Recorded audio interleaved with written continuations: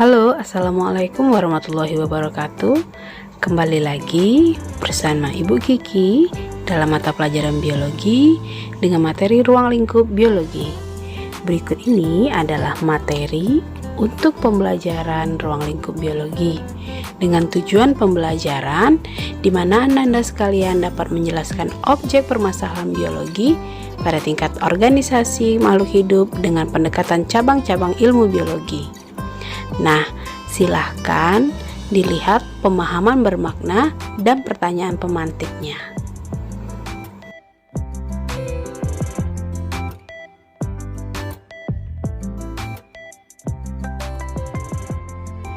Nah, kira-kira apakah Ananda sudah tahu jawaban dari pertanyaan pemantik tersebut? Jika masih belum, mari kita gali lebih dalam secara bersama apa itu ruang lingkup biologi.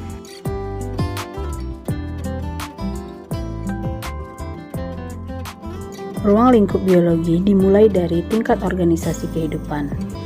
Mulai dari tingkatan terendah, ada tingkatan molekul. Ada 4 komponen yang menyusun makhluk hidup, yaitu karbohidrat, lemak, protein, dan asam nukleat. Pada tingkatan di atasnya, ada tingkatan sel. Berdasarkan ada tidaknya selaput inti, dibedakan menjadi 2, yaitu sel prokariotik tidak ada selaput inti dan sel eukariotik ada selaput inti. Sedangkan berdasarkan letaknya dibedakan menjadi 2, yaitu sel somatis, sel tubuh, dan sel gamet merupakan sel kelamin. Nah, sel sendiri terdiri atas 3 komponen utama, yaitu membran sel, sitoplasma, dan inti sel. Selanjutnya, ada tingkatan jaringan yang merupakan kumpulan dari banyak sel yang memiliki bentuk dan fungsi yang sama. Gambar yang ada adalah contoh dari jaringan hewan dan juga contoh dari jaringan tumbuhan. Nah, berikutnya ada kumpulan dari berbagai macam jaringan disebut sebagai organ. Lalu, kumpulan berbagai jenis organ yang bekerja secara berkesinambungan dalam suatu sistem disebut sistem organ.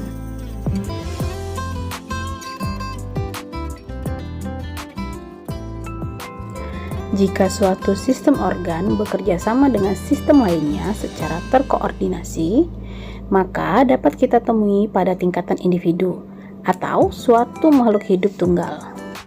Sebagai contoh pada gambar, ada sebatang kaktus, paramecium, dan seekor kelinci. Tentunya, satu makhluk hidup tidak dapat hidup sendiri, maka dari itu akan membentuk suatu populasi atau koloni dan tinggal pada habitat tertentu. Contoh pada gambar ada populasi semut, populasi ilalang, dan koloni bakteri. Tingkatan berikutnya yaitu tingkatan komunitas, yang terdiri dari banyak populasi dan saling berinteraksi dalam suatu waktu dan wilayah tertentu. Sebagai contoh, kumpulan populasi zebra dan banteng di padang rumput.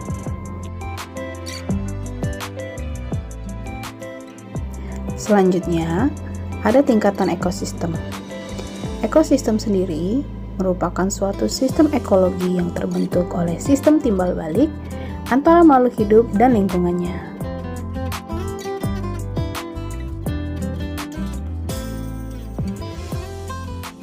Tingkatan di atas ekosistem ada bioma, yang merupakan wilayah bersifat geografis, memiliki iklim yang sama berdasarkan klasifikasi vegetasi dominan, dan ditandai oleh adaptasi organisme terhadap habitat tertentu. Contohnya, hutan hujan tropis di Indonesia.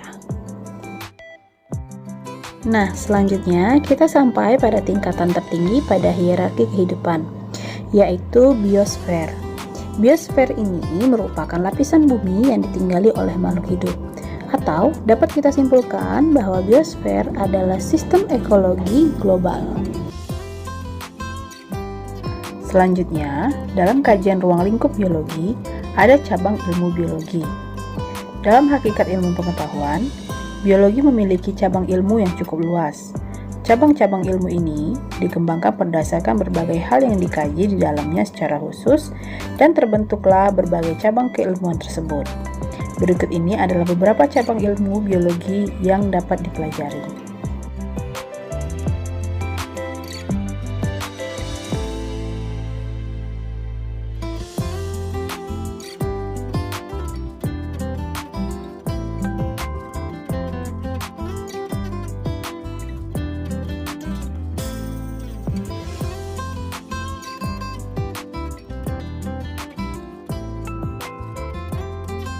Nah, setelah membaca cabang-cabang ilmu biologi ini, bukankah kita merasa luar biasa sekali ya biologi itu?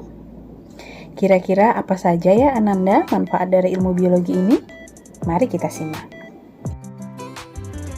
Dalam kehidupan masyarakat, ada banyak bidang yang memanfaatkan ilmu biologi.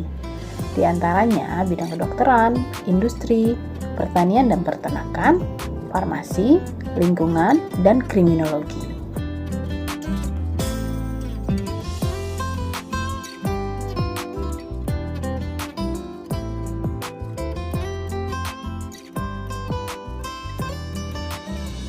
Ternyata ada banyak manfaat dalam bidang ilmu biologi yang telah kita nikmati selama ini ya. Semoga kita selalu dapat bersyukur dengan nikmat ilmu pengetahuan yang diberikan oleh Allah Subhanahu wa Ta'ala.